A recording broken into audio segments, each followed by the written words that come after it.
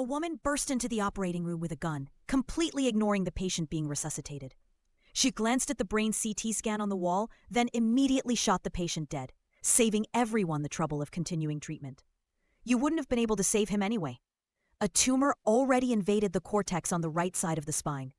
Before the doctors could react, Lucy had already changed into a hospital gown and lay on the operating table, demanding that the doctors perform a laparotomy on her. Do it now.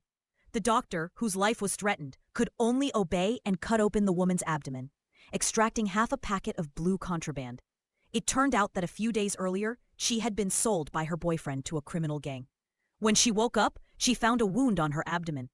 Later, she learned that the gang leader had stuffed the contraband into their abdomens, intending to transport them to Europe for sale. However, during the transportation process, one of the gang members took a liking to Lucy's beauty and began to grope her. "I'm not in the mood." The girl's refusal to comply immediately angered the man, who began to punch and kick Lucy, constantly kicking her stomach. Intense pain continued to radiate from her abdomen. After the man had vented his anger and left, the contraband inside her body had already been damaged. Countless blue particles mixed with blood and spread throughout her body. Lucy could feel endless power surging through her body. Yes, she had mutated.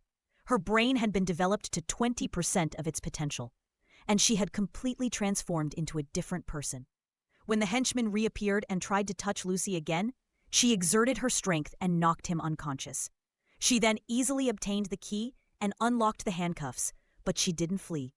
Instead, after dispatching a few henchmen, she headed toward the gang's headquarters. Along the way, Lucy's vision could even penetrate the soil, seeing the veins of the trees and the energy flowing through them during photosynthesis. After easily disposing of a few guards at the entrance, Lucy encountered the gang boss, who was still leisurely undergoing facial care. Learning is always a painful process. The gang boss